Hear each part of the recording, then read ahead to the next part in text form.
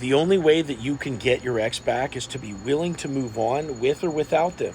So you're going to have to move on, not all the way, because what would be the point of watching Get Your Ex Back videos? But you need to be able to move on enough to where you can be outcome independent with your ex. What's up? I'm Coach Benny, and I help people get their exes back. The person that's needy, they just can't perform, okay? They just can't do what's necessary to create attraction. They need it too bad. And they just can't say things with conviction. They can't say things and let it stick. They can't say bold things. They can't push the envelope. They're too scared. They're too results oriented with that one person.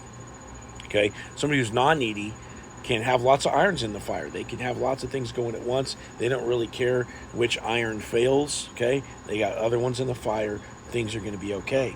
So I'm not telling you that you need to date other people right away after your breakup, but you need to conceivably be able to at some point. You need to be able to visualize yourself going down that road.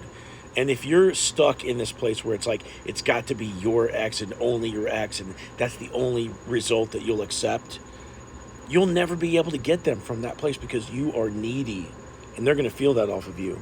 And then what's going to happen is when they finally do text you after some time, if you haven't already chased them first and, run them off, is that when they finally message you, your text bubbles are going to be like triple the size of theirs. You're going to send 3 in a row to their every one sentence. You're going to ask them to meet up straight away. You're going to ask them to have a talk. You're going to ask them to get back together, okay? And you are going to do every mistake in the entire fucking book because you're outcome dependent.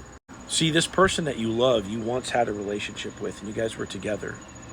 But they chose to split apart from you. Now they're away. Circumstances are different. They're not close in anymore, even if you feel close to them still. They've gone out there.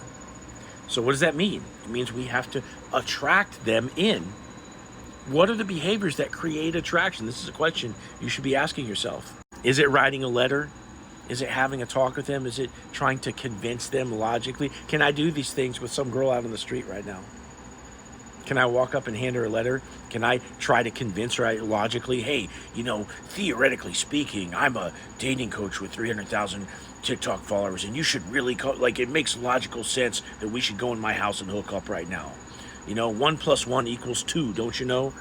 So after you've grieved the loss of the relationship and you put a little bit of time in, pulling away into no contact, I want you to consider dating other people at some point so you can move on just enough to where you'd either take them back, or if you don't get them back, it doesn't matter to you. You're good either way. That attitude right there is attractive. And if you want my help with this process, click in my profile, click this link. Let's have a talk, and I'll help you get your ex back.